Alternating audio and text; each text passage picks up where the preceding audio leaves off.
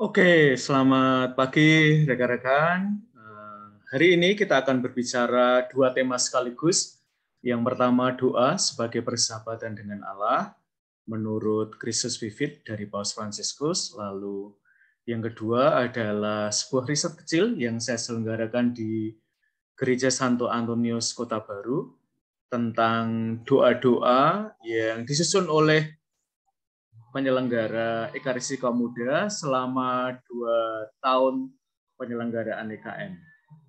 Nah, kita mulai aja dengan yang sudah ada kameranya, lalu kita akan pelan-pelan meminta yang lain untuk membuka kameranya satu persatu.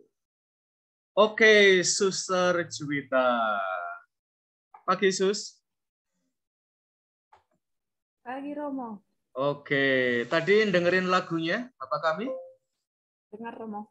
Oke, ini Sus. Kita langsung aja masuk pada sebuah kasus ya. Sekelompok orang muda datang pada suster yang setelah lulus dari pendidikan itu menjadi kepala bidang liturgi di paroki tempat suster kembali ya. Nah, orang muda ini datang dengan membawa lagu tadi. Lagu yang mereka tulis setelah merenungkan doa Bapa kami. Lalu mereka tanya pada suster, Sus, kami mau menyelenggarakan Ekaristi Kaum Muda. Kami sudah ketemu Romo yang mau. Romonya nggak terkenal banget sih, Sus ya. Namanya Mutiara Andalas ya. Pokoknya Romonya itu udah bersedia memimpin Ekaristi, lalu Romonya minta kami tanya pada suster, apakah lagu Bapa kami yang kami tulis itu boleh kami gunakan untuk Ekaristi Kaum Muda? Nah, sekarang kami mau tanya, Sus, boleh digunakan atau tidak? Kalau boleh alasannya apa, kalau tidak boleh alasannya apa? Kasusnya nggak rumit-rumit banget, Sus, jadi nggak usah megangin jidat, seolah-olah ada persoalan berat yang Sus terhadapi. Sekarang silahkan, Sus, menanggapi.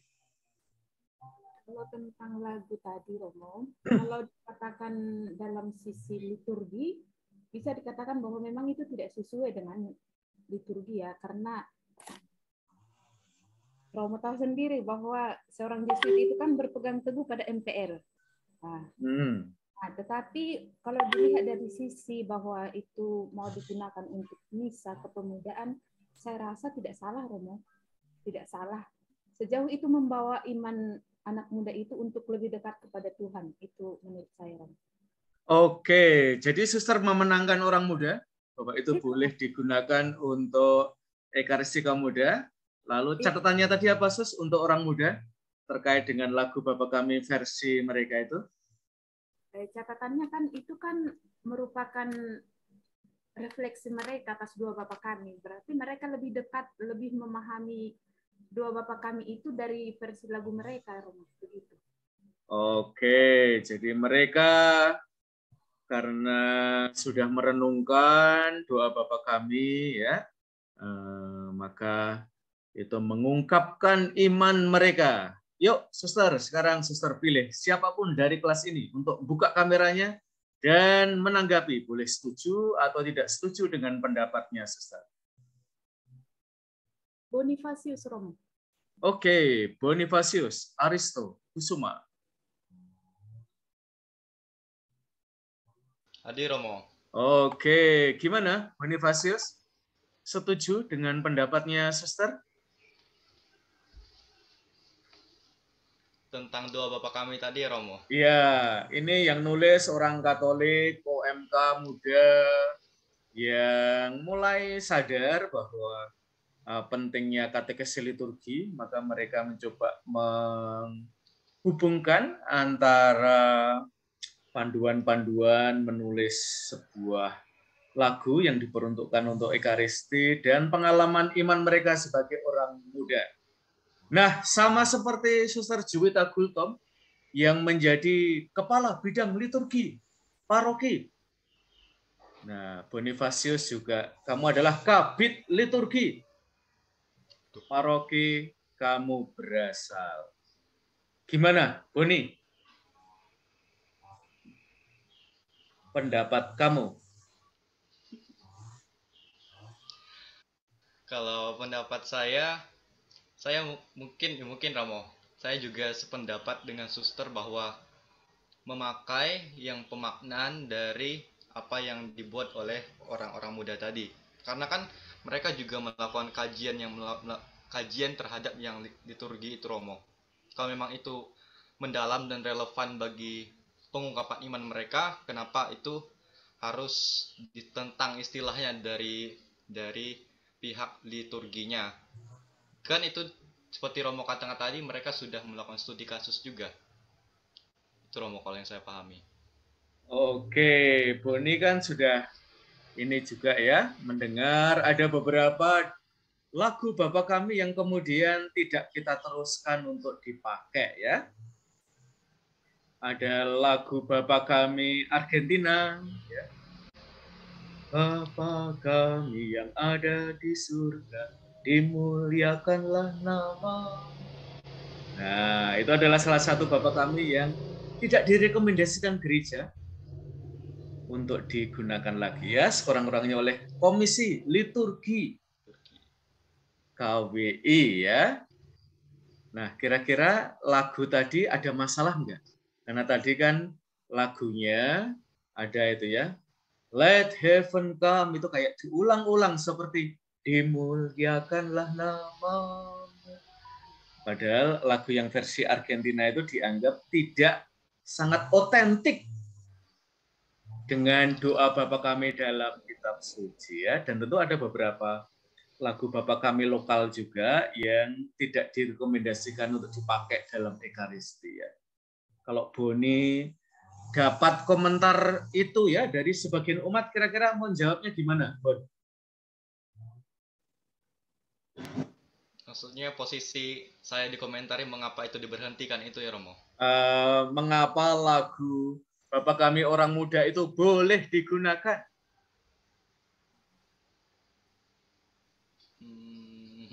Boleh digunakan karena Sementara sudah lagu Bapak kami yang Argentina itu tidak direkomendasikan ya, dan beberapa doa apa ya versi Bapak kami yang ada ya, yang semula apa ya, kalau kita Ekaristi biasanya giliran ya, Bapak kami satu dipakai dengan yang lain ya, dan kemudian beberapa doa apa ya Bapak kami ternyata kemudian tidak diteruskan untuk kita pakai. Jikalau ada umat bertanya kepada saya demikian, ya sebagai kabit liturgi ya, karena nanti orang mudanya, saya sudah konsultasi kok dengan kabit liturginya dan silahkan pakai aja. Jawaban ini saya ya, tentu saja. Ini ya Boni, jadi ini opini saja. Dalam beberapa tahun terakhir ini kan ada ini ya katekese liturgi ya, bulan katekese liturgi yang kita selenggarakan setiap bulan Mei. Mudah-mudahan tidak salah sebut ya. Nah, ini saya akan share di kelas nanti liturgi ya. Tetapi saya ingin berbagi dulu aja ya, bahwa salah satu tema yang diangkat, salah satunya adalah lagu doa Bapa Kami. Dan sebagian umat karena ikut bulan katekese liturgi jadi tahu ya, ini kok Mas Boni malah mengizinkan ya, ada satu versi Bapa Kami yang baru untuk dinyanyikan di dalam Ekaristi Komuda. Silahkan, Boni.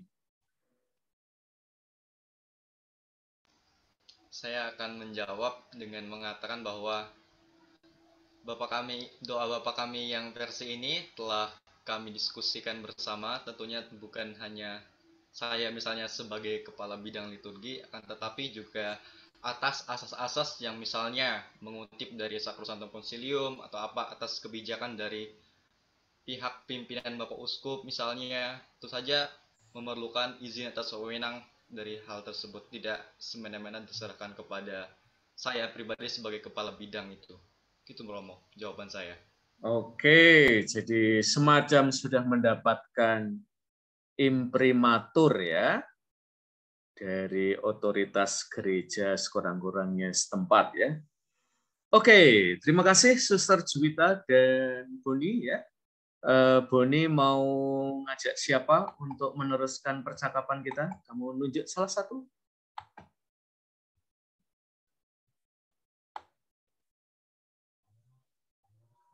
Silahkan siapa yang kamu mau tunjuk.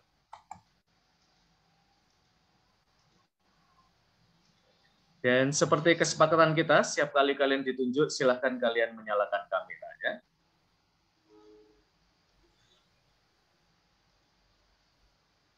Dewi Anissa, Romo. Oke, Dewi Anissa. Silahkan Mbak Dewi Anissa. Ya, Romo. Oke, Mbak Dewi Anissa. Ya, silahkan kameranya dinyalakan. Ya. Oke, Mbak Dewi Anissa. Setelah kita ngobrol-ngobrol, awal dengan Suster Juwita dan Boni tentang doa Bapa Kami. Sekarang kita mau omong sesuatu yang lebih umum. Buat kamu sebagai orang muda, kalau kamu mendengar kata doa, Mbak Dewi Anissa, kata apa yang langsung muncul dalam benak kamu yang terhubung dengan kata doa itu? Rangkaian kata. Rangkaian kata. Mengapa rangkaian kata, Mbak Dewi Anissa? Karena saya sendiri kalau berdoa tuh pasti merangkai kata gitu supaya walaupun enggak doa di depan orang banyak, tapi depan Tuhan itu saya tetap harus merangkai kata yang baik gitu, yang bagus gitu. Oke, merangkai kata gampang nggak sih, Mbak? Terutama dalam kaitan dengan doa, mungkin kalau paper gampang ya, lancar ya. Kalau dengan doa biasanya gampang nggak sih, Mbak Dewi Anissa? Tergantung. Kayak kalau sendiri doa itu lumayan gampang, tapi kalau misalnya doa untuk orang banyak itu lumayan susah. Oke, susahnya apa sih Kak dibandingkan dengan doa pribadi? Kalau kita misalnya doa dengan umat atau dalam kelompok umat gitu? Kalau doa pribadi kan mungkin pakai bahasa saya yang nggak formal atau bahasa saya ngomong biasa gitu, karena kan saya ngobrol sendiri gitu sama Tuhan. Kalau di depan orang banyak kan mungkin harus memilih-milih kata gitu, takut salah gitu. Oke, jadi Mbak Anissa melihat doa seperti saya ngobrol dengan Tuhan ya. Bahasanya nggak harus formal-formal banget ya, informal juga nggak apa-apa ya, Mbak Anissa. Oke, terima kasih, menarik gagasannya. Jadi doa itu seperti saya ngobrol dengan seseorang, dan seperti saya ngobrol, ya bahasanya lebih informal daripada formal. Nah, kalau lagi doa bersama, nah itu agak lebih formal ya. Tapi tetap ngobrol nggak sih, Mbak, kalau doa bersama gitu, suasananya? Iya, ngobrol, tapi semacam kayak mengajak orang banyak itu untuk sama-sama ngobrol sama Tuhan itu. Jadi nggak seintens pribadi gitu. Oke, kalau pribadi kayaknya lebih intens ya. Sementara kalau bareng mungkin ada beberapa batasan tertentu ya. Oke, Mbak Dewi Anissa, kamu pengen obrolan kamu diteruskan sama siapa? Saya pengen diteruskan oleh Mei.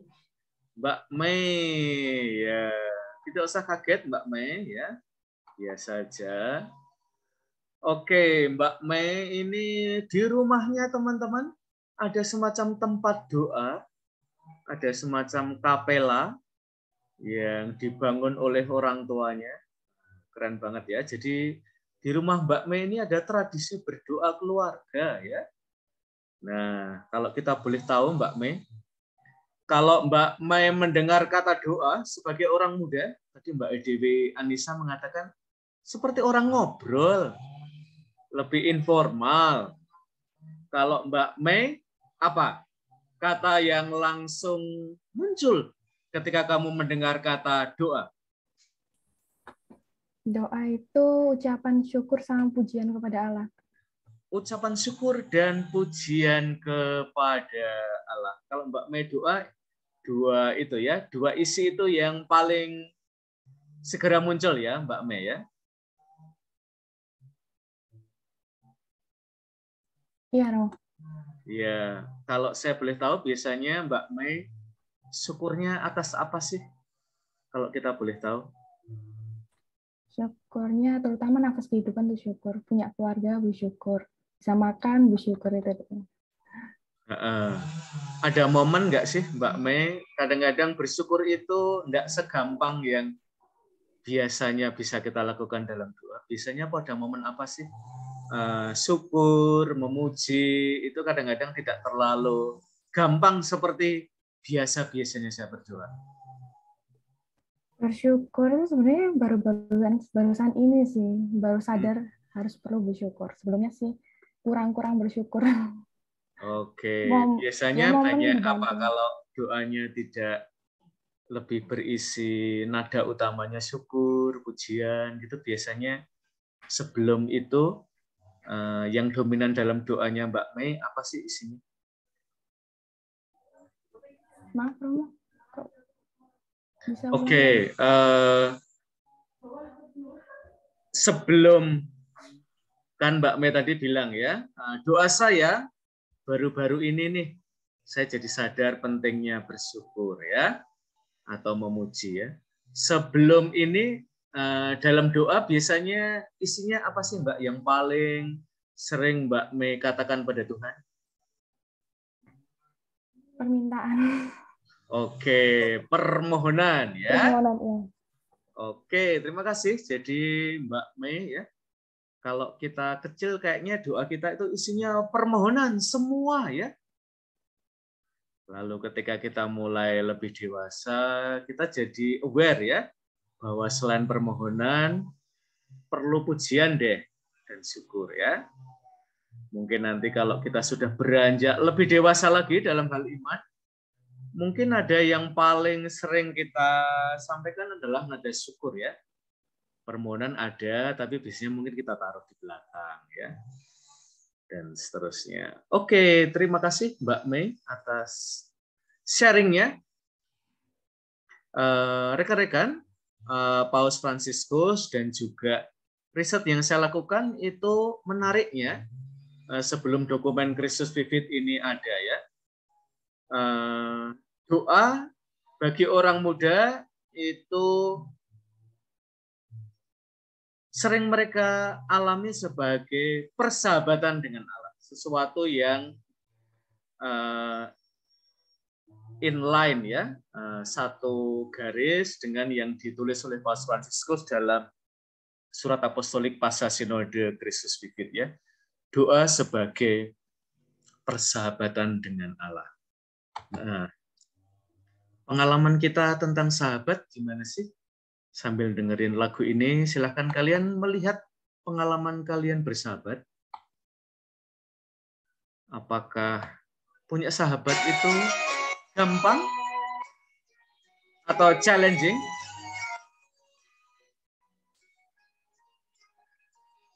Sahabat buat kalian punya arti apa sih? Lagu ini dari Mbak Demi Lovato ketika dia masih muda banget.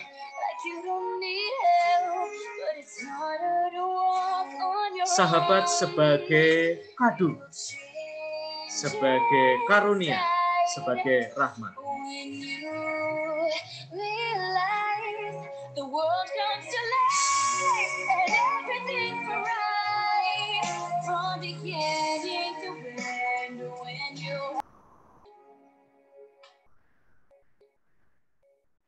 Oke, Mbak Mei pengen siapa nerusin percakapan kita, Mbak Mei? Yesi aja. Yesi, Mbak Yesi Petronella. Ya, halo Romo. Halo Yesi. Kamu punya sahabat nggak sih? Yes. Punya. Oke, apa sih yang istimewa dari sahabat yang kamu miliki itu? Kalau kita boleh tahu. Sosok yang selalu ada. Sosok yang selalu ada, ya. Ya. Di saat sudah lama punya sahabat itu, Mbak Yesi? Sudah. Kalau boleh saya tahu sudah berapa tahun atau sudah berapa semester? Enggak, udah kurang lebih 12 tahun. Oke, ada ups and downs-nya enggak sih? Punya ada. sahabat itu. Downs-nya aja deh. Downs-nya apa sih? Punya sahabat sampai 12 tahun gitu. Kan pasti, apalagi kalau misalnya hubungan kan, kayak sahabat tuh. Pasti ada gimana ya, perbedaan pendapat. Dan itu nggak jarang juga kita sampai nggak berkomunikasi lama. Bisa sampai 3 bulan, 4 bulan. Itu karena ego masing-masing sih. Jadi kalau misalnya salah satu dari kita nggak ada yang mulai duluan, pasti nggak akan teguran gitu. Tapi di situ sendinya, di situ uniknya kalau punya sahabat tuh, Romo. Oke, jadi kadang-kadang ada break up kecil gitu ya. Iya. Perbedaan pendapat ya. Lalu bisa sambung lagi ya, miraculously ya. Ada sesuatu yang biasanya cara kamu buat Yesi ya, biar sahabatan itu nggak putus-putus, nggak putus sambung, tapi bisa sambung terus. Itu kalau dari pihak Yesi, tipsnya apa sih? Kalau boleh mungkin teman-teman kamu di sini pada putus saja ya, kayaknya punya sahabat kok nggak awet, durasinya kok pendek-pendek aja. Iya, kuncinya saling terbuka. Oke. Dengan sahabat kamu bisa cerita seluruhnya tentang diri kamu atau sebagian besar dari diri kamu? Sebagian besar, tidak seluruh. Karena punya privasi masing-masing. Biasanya kalau Mbak Yesi apa sih yang kamu kamu klik sebagai private gitu, yang bahkan pada sahabat juga kamu ini kayaknya enggak deh. Masalah keluarga. Oke, keluarga. Yang betul-betul intim banget dalam keluarga itu enggak. Tapi kalau yang teman, yang sahabat rasa sendiri ada masalah, dia pun bisa lihat masalah itu, mungkin dia bisa cerita. Tapi yang betul-betul intim kayak enggak. Oke, jadi ada hal-hal yang barangkali secara umum bisa diketahui oleh sahabat itu, tetapi hal yang barangkali sangat rahasia ya. Mungkin kita butuh waktu ya untuk bisa bercerita dengan sahabat itu. Oke, Mbak Yesi boleh milih salah satu teman kamu di kelas ini, mungkin yang kamu sudah lama nggak saling bertegur sapa karena sekolah daring, atau dia mungkin di kelas diam-diam saja selama ini juga di kelas-kelas lain. Tapi ada yang sudah request nih, gimana Romo? Oke, boleh. Bernadetta Aprilia. Oke, Mbak Bernadetta Aprilia. Ya, wah kamu request ya? Ya, Mbak Bernadetta Aprilia, pengalamannya persahabatan apakah seperti Mbak Yesi? Atau Mbak Bernadetta Aprilia punya cerita yang lain? Suaranya belum kedengaran, Mbak.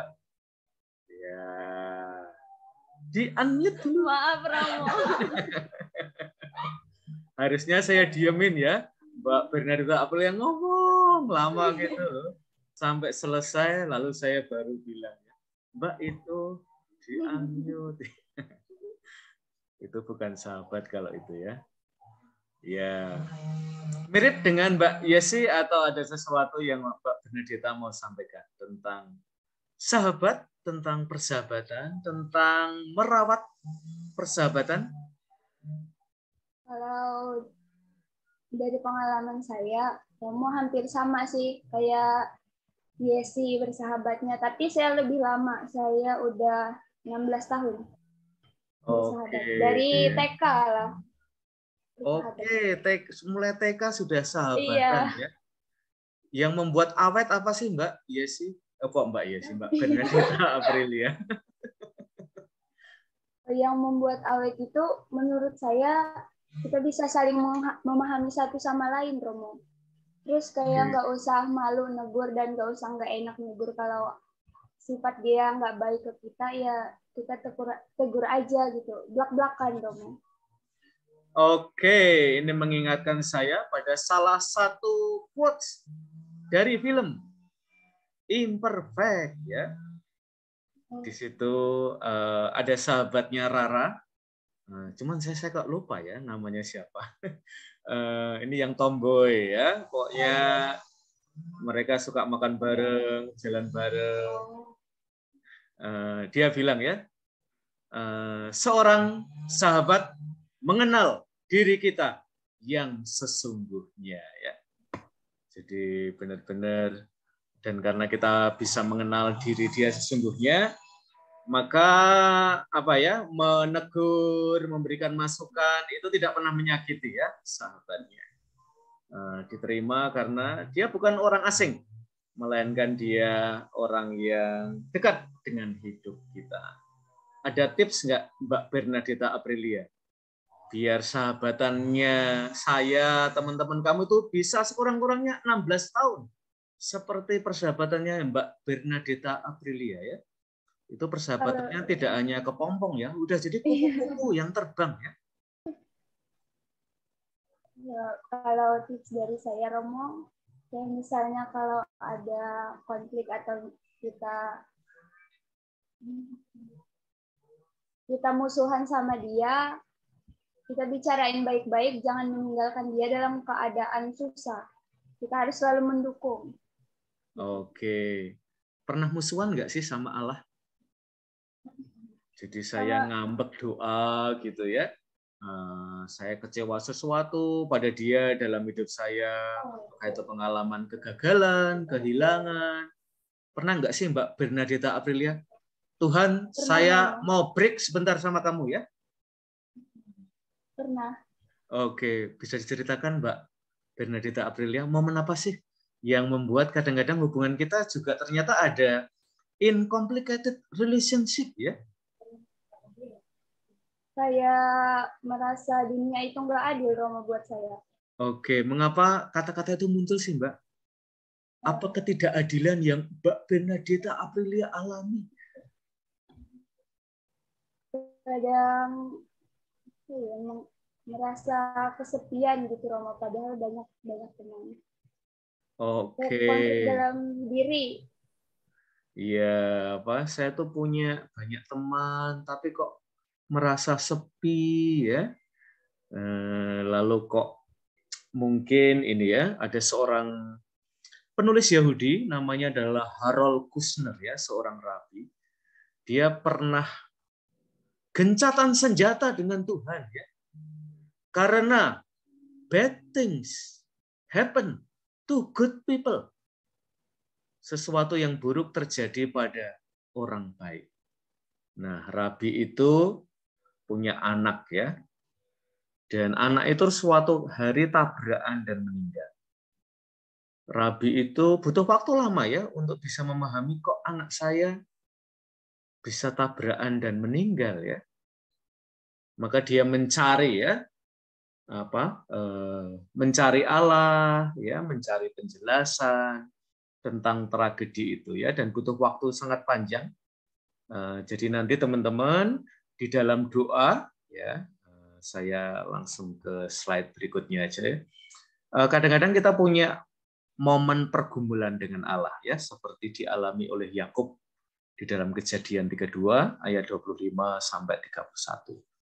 Bisa juga kita mengalami sesuatu yang dikatakan oleh Yesaya 1 ayat 18. Allah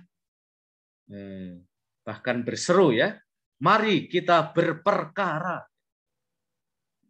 Dan tentu kalau dari sisi manusiawi kita ingat kisahnya Ayub ya guys.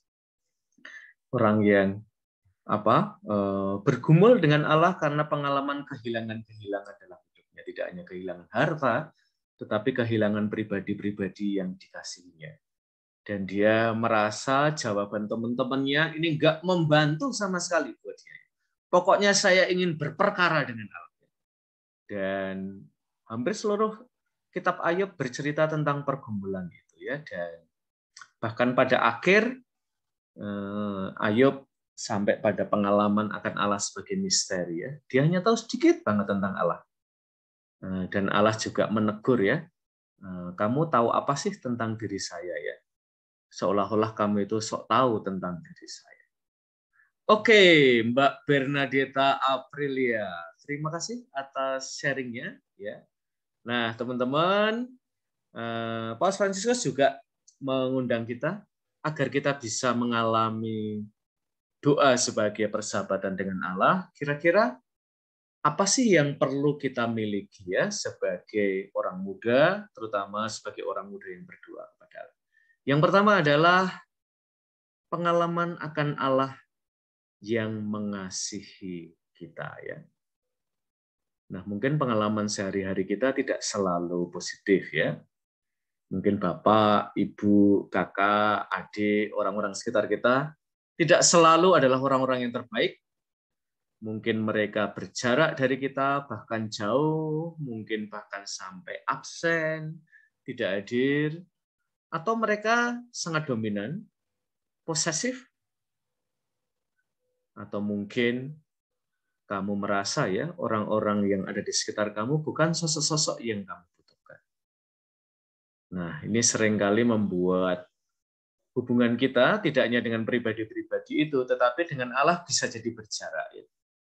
Nah, kabar baiknya, good news-nya adalah dalam doa kita bisa menjatuhkan diri dalam pelukan Bapa ilahimu ya.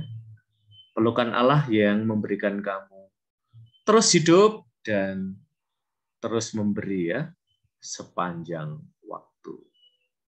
Oke, itu adalah pengalaman yang pertama, yaitu pengalaman kasih ya. Maka kalau kalian punya keraguan-raguan, itu disampaikan aja ya di dalam doa kita. Kalau kita punya pertanyaan kepada Allah juga boleh juga ditanyakan. Oke, sekarang Mbak Bernadetta Aprilia.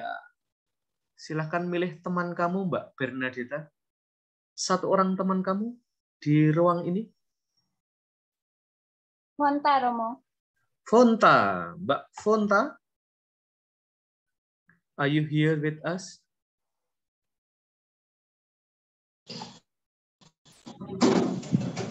Iya, Romo. Halo, Mbak Fonta. Ya, kamu lagi nutup pintu?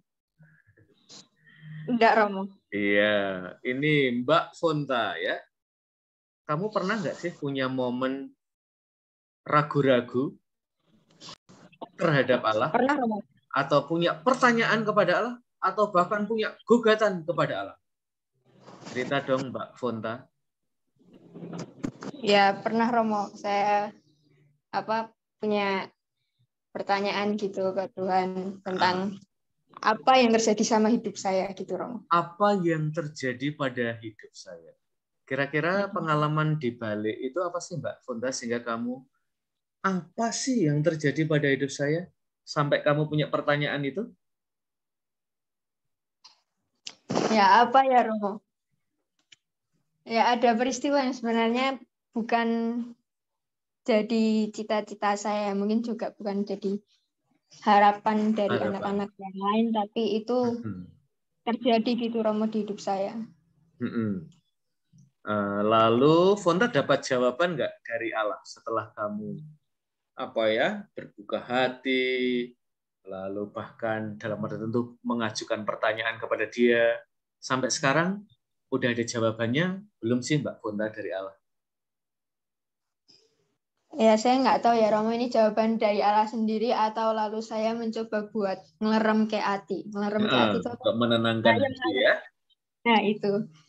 Ya, saya cuma pikir bahwa oh ya udah, mungkin ya peristiwa yang terjadi di hidup saya yang membuat saya jadi pribadi yang lebih baik lagi, bisa jadi orang yang lebih kuat lagi gitu. Oke, jadi Mbak Fonta ya berusaha untuk memaknai ya peristiwa yang terjadi pada hidup hidup kamu ya. Oke, terima kasih Mbak Fonta ya. Terima kasih Romo. Dan ini yang diberikan tekanan ya oleh Paus Fransiskus, bahwa dalam doa kita diundang untuk memberikan ya, membuka ruang bagi Allah sehingga dia bisa masuk dalam hidup kita, termasuk yang tadi disampaikan oleh Mbak Fonta ya. Mungkin ada pengalaman hidup saya, tragedi dalam hidup saya yang sulit untuk dicerna, sehingga bahkan kepada Tuhan saya hanya bisa bertanya ya, mengapa Tuhan? Mengapa? Dan itu adalah pertanyaan orang-orang sepanjang zaman ya, terutama yang mengalami tragedi dalam hidup mereka, dari Ayub dan kita sendiri ya yang hidup pada zaman ini. Oke, rekan-rekan, itu pengalaman yang pertama yang perlu kita miliki ya, kalau kita ingin mengalami doa sebagai persahabatan. Yang kedua adalah pengalaman Allah, terutama dalam diri Kristus yang menyelamatkan kita. Di banyak ya seni Kristiani, tangan Yesus yang terentang di kayu salib itu berbicara banyak banget ya tentang nilai seorang sahabat. Seseorang yang mau memberikan dirinya sampai titik yang paling ekstrem. Mengampuni kita juga nggak separuh-separuh ya. 70 kali 7. Seseorang yang mau memanggul kita pada bahunya. Nah, sekarang Mbak Fonta, saya pengen kamu menunjuk teman kamu. Satu, Mbak Fonta.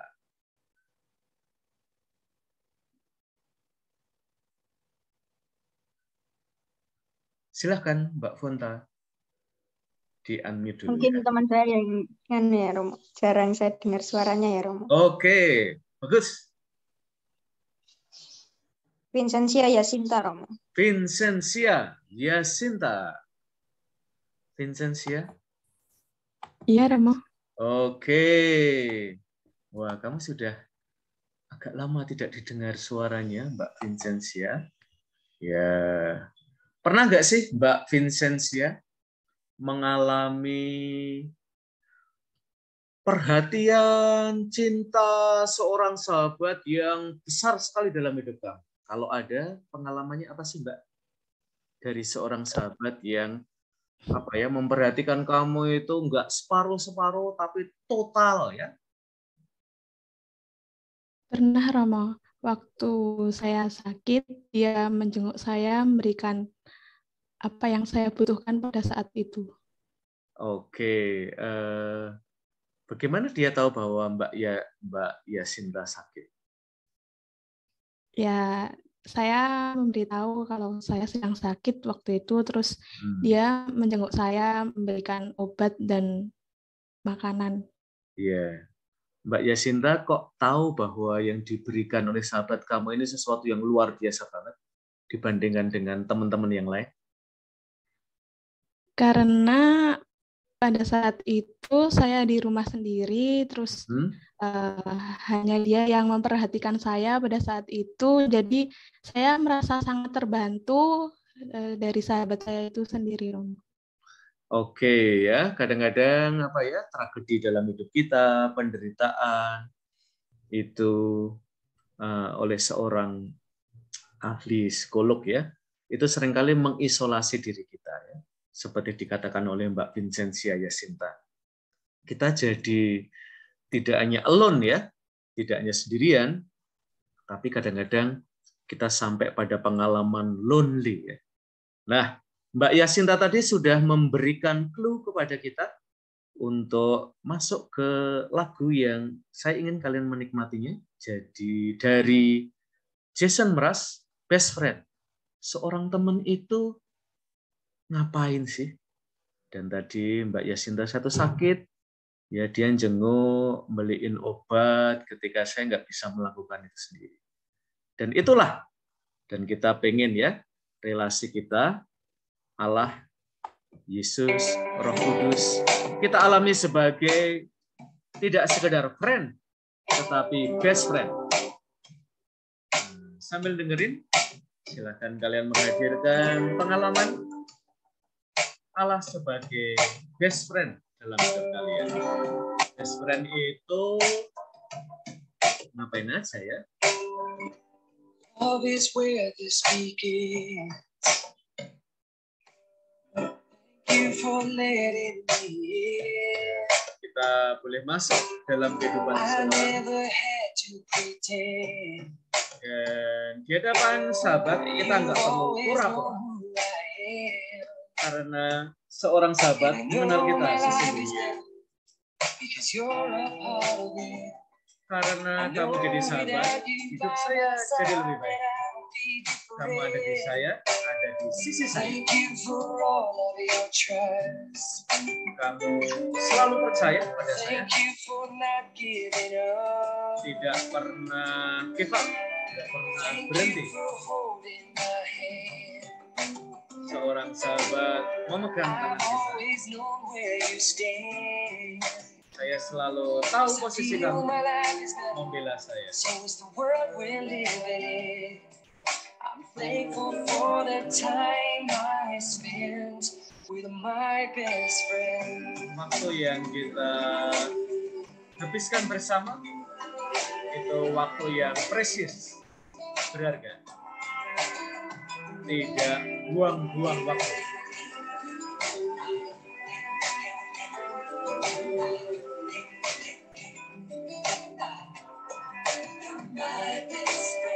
Thank you for calling me out. Thank you for waking me up. Thank you for breaking it down. Thank you for choosing us. Thank you for all you're about. Thank you for lifting me up. Mengangkat kita ketika kita jatuh. Membuat kaki kita dua-duanya tetap menginjak bumi. Hidup saya lebih baik karena kamu bagian dari Yes, I feel my life is better, and so is the world we're living in. I'm thankful for the time I spent with my best friend.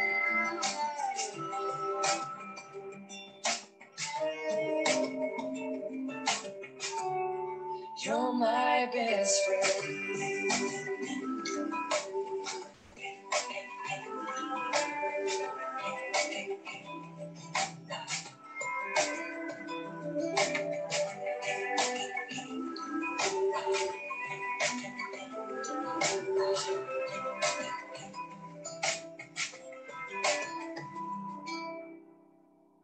Oke, hari ini kita akan melakukan Appreciation Day pada sosok sahabat kita. Maka nanti saya pengen kalian menyebut titik adalah sahabat terbaik saya. Oke, Mbak Vincentia Yasinta, silahkan mulai mencari satu teman kamu untuk melakukan ini. Saya milih Christina Eva. Christina Eva. Mbak Christina Eva.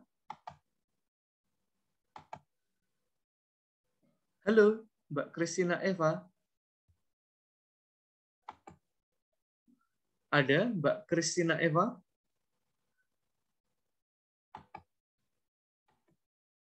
Kelihatannya Mbak Christina Eva belum merespon. Maka silahkan pilih yang lain, Mbak Yasinta.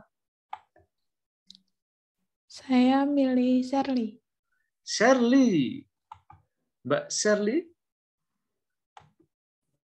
Iya, Romo. Oke, Mbak Shirley. Titik adalah sahabat terbaik saya. Yesus, Romo. Yesus adalah sahabat terbaik saya.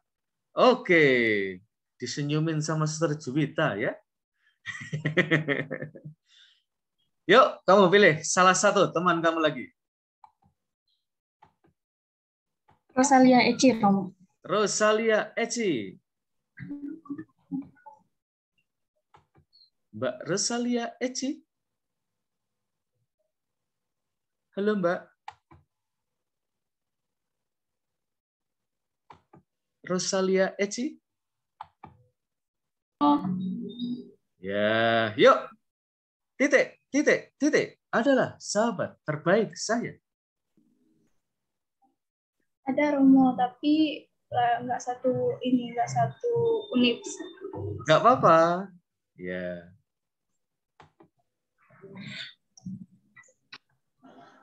Silahkan. Siapakah dia?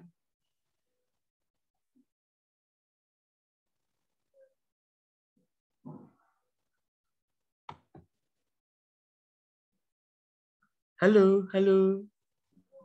Maaf Romo.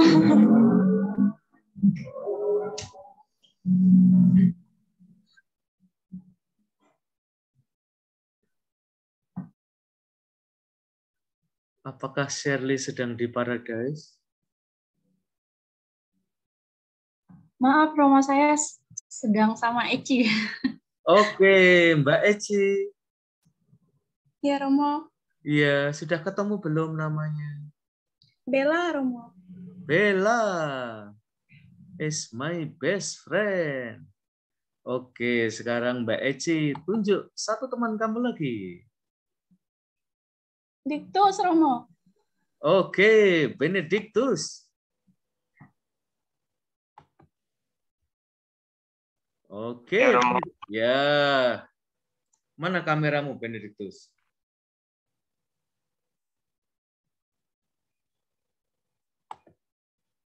Ya. Silahkan disebut. Jangan lupa ya, teman-teman yang disebut oleh Benedictus menyalakan kameranya ya. Yuk, Benedictus.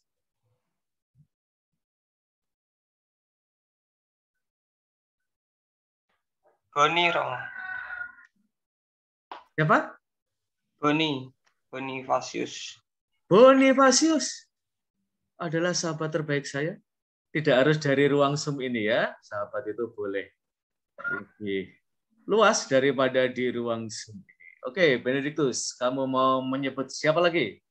Nama di kelas ini yang untuk menjawab pertanyaan saya.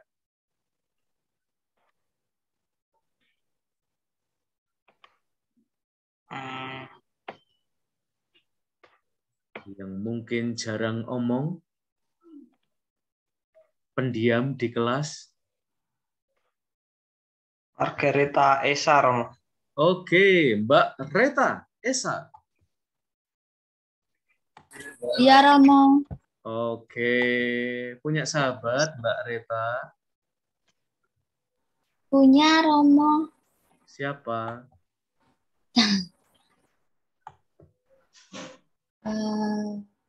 Revina Kirana. Revina Kirana. Salah satu teman di kelas ini atau bukan? Iya, salah satu teman di kelas ini. Oke. Oke.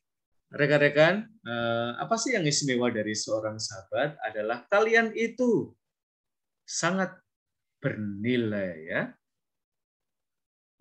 Kalian bukan seseorang yang dapat dijual, dilelang ya, seperti Yudas itu menjual Yesus ya. Sahabat tidak pernah menjual temannya ya, untuk alasan apapun. Lalu pengalaman ketiga yang perlu kita miliki agar kita sungguh-sungguh mengalami doa sebagai persahabatan dengan Allah adalah pengalaman akan Allah yang hidup. Nah, ini saya tertarik sekali ya dengan gagasan Paus Fransiskus yang bagian ini, karena bisa jadi Yesus Kristus itu ya kita pandang sebagai teladan yang baik, tapi hanya masa lalu. Dia hanya kenangan. Dia hanya pernah menyelamatkan kita 2000 tahun yang lalu. Nah, kalau itu saja pengalaman kita nggak cukup ya. Ia perlu kita alami Kristus Vivit sebagai seseorang yang tetap menjadi teladan kita pada masa kini. Dia tidak sekedar menjadi kenangan, dia kita alami sekarang ini, dia menyelamatkan kita sekarang ya. dan di sini. Maka nanti akan kelihatan ya doa-doa, dan kadang-kadang kalau saya mendengarkan renungan-renungan kalian itu ya, yang pagi hari itu ya, ini sebenarnya Yesus masa lalu, Yesus yang hanya kenangan, Yesus yang hanya ada di diktat mata kuliah, atau betul-betul Yesus yang kita alami sebagai yang sungguh-sungguh hidup ya. Maka kalau kalian mengalami Yesus itu sungguh hidup, hidup kalian tidak akan kesepian, apalagi kalian menjadi yatim piatu. Dan salah satu tragedi sekarang ini adalah bahwa banyak dari kita itu yatim piatu secara spiritual ya. Kita tidak hanya sendirian, tetapi terlantar ya. Kita semacam menggelandang ya. Dan karena rumusan doa kita adalah rumusan yang trinitaris ya. Persekutuan antara Allah Bapa, Allah Putra, dan Allah Kudus. Roh Kudus terutama menjadi sumber kemudahan dalam hidup kita, juga di dalam relasi kita dengan Allah ya. Maka persahabatan kita dengan Allah bukan sebuah hubungan yang berlalu begitu saja, sekejap, tidak permanen ya. Lalu ada ketidaksetiaan, lalu kadang-kadang ada pengalaman kurang dewasa, melainkan pengalaman hubungan yang lebih awet. Tadi teman kamu Mbak Aprilia ya, sahabatan sudah 16 tahun ya. Lalu juga sahabatnya Mbak Bernadetta 12 tahun. Jadi saya selalu tanya ya teman-teman, kalau menikahkan orang ya, pacaran sudah berapa lama ya? Dan saya pernah menikahkan yang rekor pacarannya 10 tahun ya. Jadi wah, awet sekali ya. Dan sekarang awet banget keluarganya ya. Nah, maka ketika kita membutuhkannya, Allah itu membiarkan diri kita temukan. Dan dia tetap berada di sisi kita, dimanapun atau kemanapun kita pergi ya. Itu kalau hubungan kita dengan Allah sudah sampai pada level persahabatan ya. Dan tadi udah di-sharingkan, dengan sahabat kita bisa sharing, curhat, ngobrol hal-hal yang paling rahasia. Karena kita yakin betul ya, teman kita nggak akan ember ya. Tuhan nggak akan ember ya cerita-cerita pada orang yang tidak ada kebutuhan untuk mendengarkan cerita itu. Maka baik juga teman-teman, doa itu kita pandang sebagai sebuah petualangan, adventure ya. Nah, saya tadi malam tuh cari-cari ya, membayangkan persahabatan itu gimana ya dalam doa. Lalu saya ketemu, tiba-tiba saya ingat ya, High School Musical yang ketiga ya. Nah, persahabatan itu bisa digambarkan seperti seorang yang nari bareng. Pernah nggak sih kalian merasakan Tuhan itu ngajak nari bareng dalam doa? Kira-kira kayak apa ya? Kelihatannya kayak gini deh. Here you love it.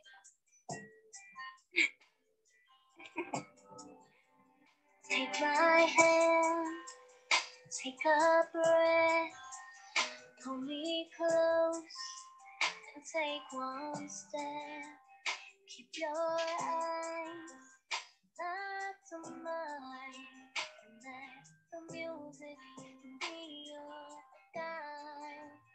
Won't you promise me that you'll never forget? We'll keep dancing wherever we go. Nanti kalau kalian jadi kabit liturgi dan kalian diminta mengoreksi doa-doa dalam Ekaristi atau ibadat yang lain, silakan kalian memakai 3 pengalaman tadi ya. Apakah Allah dialami sebagai kasih? Apakah Allah dialami sebagai yang menyelamatkan?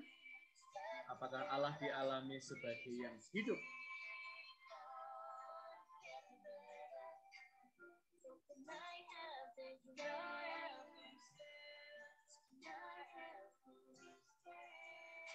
Bahkan Allah dialami tidak hanya best friend, tetapi oleh para suci, misalnya yang pernah kita baca, Teresa Avia, Allah itu dialami sebagai pencinta. Allah itu seperti Vanessa Hudgens dan Zac Efron dalam lagu ini ya.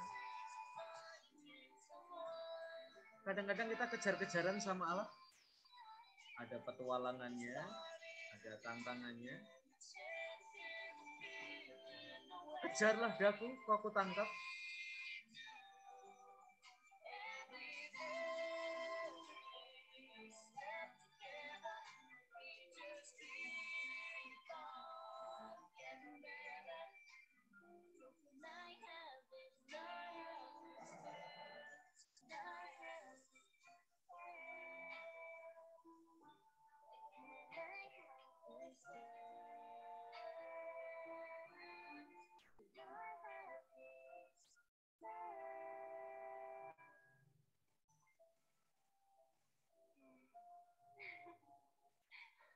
Kalau Allah bertanya, yes atau no? Dalam bahasa apapun, ya, si, yes. Oke, teman-teman, ternyata di sini hujan. Silahkan cek di rumah kalian. Apakah hujan juga? Nah, teman-teman, nanti kalian akan mengalami ya, terutama dengan doa orang muda, barangkali rumusannya belum sangat sempurna, mungkin belum trinitaris ya. Mereka on the way ya, terutama nanti dengan pendidikan liturgi, termasuk tentu dengan bimbingan kalian ya, yang akan jadi kabit liturgi di masing-masing paroki tempat kalian berasal. Silahkan nanti menambahkan ya sesuatu yang barangkali secara rumusan barangkali belum sempurna ya. Tapi yang saya kira baik untuk kita tangkap selalu adalah spiritnya. Kalau sudah ada nada persahabatan dengan Allah, saya kira doa orang muda on the track ya, dalam track yang baik, bahwa mereka sungguh-sungguh punya pengalaman akan Allah sebagai yang mengasihi, Allah yang menyelamatkan, dan Allah yang hidup. Lalu tantangannya sekarang ini sangat simpel, yang saya tulis di tulisan saya adalah aurat rubrikisme. Aurat rubrikisme itu dibaca dengan mata seorang profesor ya, mencari-cari kesalahannya terhadap orang muda maupun terhadap doa-doanya orang muda. Dan kita perlu belajar dari mata Yesus yang sangat punya empati terhadap orang muda berikut pengalaman-pengalamannya. Oke, rekan-rekan, dan dengan demikian kita akhiri kuliah kita pada pagi hari ini. Silakan kalian membaca teks yang sudah saya bagikan kepada kalian dan mudah-mudahan memberkaya. Dan kayaknya Tuhan hari ini mau ngajak kalian nari deh. Mau enggak? Kalau Tuhan mau mengajak kalian menari dalam doa Anda. Saya kayaknya mau sih, apalagi hujan-hujanan kayak di film tadi. Oke, teman-teman, selamat melanjutkan aktivitas and have a lovely day. Thank you semua yang sudah menjawab pertanyaan-pertanyaan, udah sharing, sudah cerita yang paling rahasia yang pernah kamu ceritakan pada orang lain. Dan tentu cerita tentang awetnya persahabatan. Bisa ya, persahabatan itu sampai 12 tahun, 16 tahun. Ya. Dan untuk Suster Juwita dan para suster lain ya, nanti akan mencintai Tuhan ya, sebagai kekasihnya sepanjang hidup saya. Good luck Yesus. Nah, mudah-mudahan relasi kita dengan Tuhan semakin jadi friend, best friend, dan bahkan lover. Allah itu mau loh jadi kekasih saya. Thank you all dan selamat makan siang. Kalau belum berarti bantu masak mama dulu ya, ibu dulu di dapur ya. Makasih semuanya. Makasih Romo. Makasih Romo. Makasih Romo. Banyak Romo. Sama-sama. Romo. Sampai ketemu minggu depan. Jangan lupa presensi ya. Ya Romo. Oke. Makasih Romo. Sama-sama.